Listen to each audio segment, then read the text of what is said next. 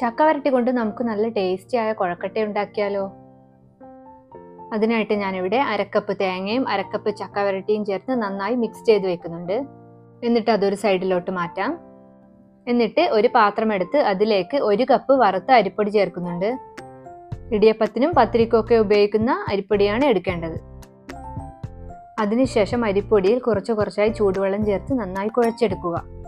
ചൂടുവെള്ളത്തിൽ പാകത്തിന് ഉപ്പ് കൂടി ചേർത്തിട്ടുണ്ട്. കൈകൊണ്ട് തൊട്ടു നോക്കുമ്പോൾ അത്യാവശ്യം ചൂട് വേണം കുഴക്കാനുള്ള വെള്ളത്തിന്.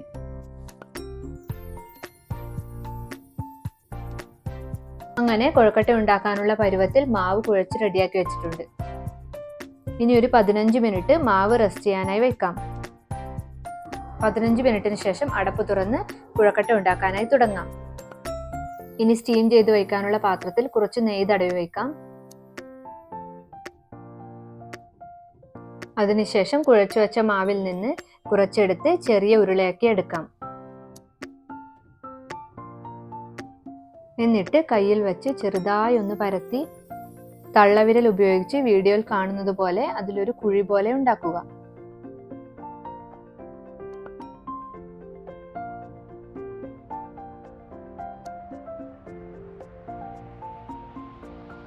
അതിനുശേഷം നേരത്തെ റെഡിയാക്കി വെച്ച ഫില്ലിങ്സ് ചേർത്ത് കൊടുക്കുക.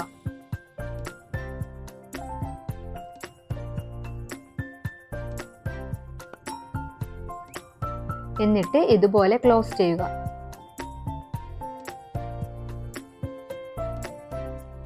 അതിനുശേഷം മുകളിൽ എക്സ്ട്രാ വരുന്ന മാവ് എടുത്ത് മാറ്റുക. എന്നിട്ട് കൈ വെച്ച് നന്നായി ഒന്നുകൂടി ഉരുട്ടി ഷേപ്പാക്കി വയ്ക്കുക.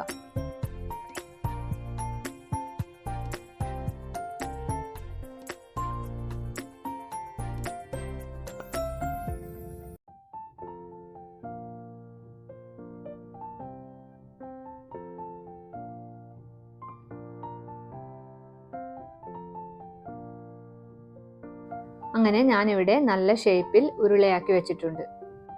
ഇനി ബാക്കിയുള്ള മാവ് കൊണ്ട് ഇതുപോലെ തന്നെ എല്ലാം ഉരുളയാക്കി വെക്കാം.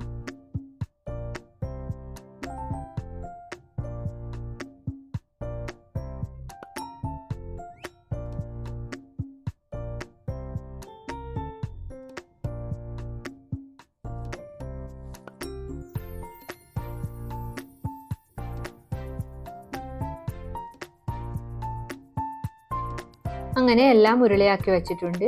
ഇനി നമുക്ക് ആവിയിൽ വേവിച്ചെടുക്കാം. ഞാനിവിടെ ഇഡലി പാത്രത്തിൽ വെച്ചാണ് വേവിക്കുന്നത്.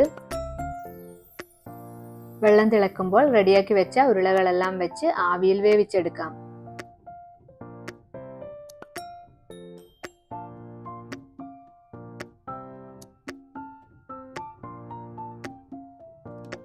എന്നിട്ട് ഒരടപ്പ് വെച്ച് അടച്ചു വെച്ച് ഇഡലിച്ചെമ്പിന് പുറത്തുകൂടി ആവി വരുന്നത് കാണുമ്പോൾ തീ മീഡിയം ഫ്ലെയിമിലോട്ട് മാറ്റുക.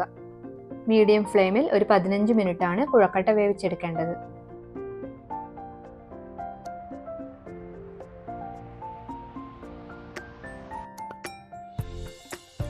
ഇപ്പോൾ കുഴക്കട്ടയെല്ലാം നന്നായി വെന്ത് കിട്ടിയിട്ടുണ്ട്.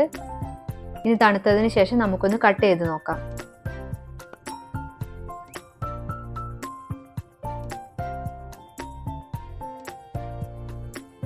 ഇതാ നല്ല ടേസ്റ്റിയായ ചക്കക്കുഴക്കട്ട നമുക്കിവിടെ റെഡിയാക്കി ഇട്ടിട്ടുണ്ട്. അപ്പോൾ എല്ലാവരും ട്രൈ ചെയ്ത് നോക്കുമെന്ന് പ്രതീക്ഷിക്കുന്നു.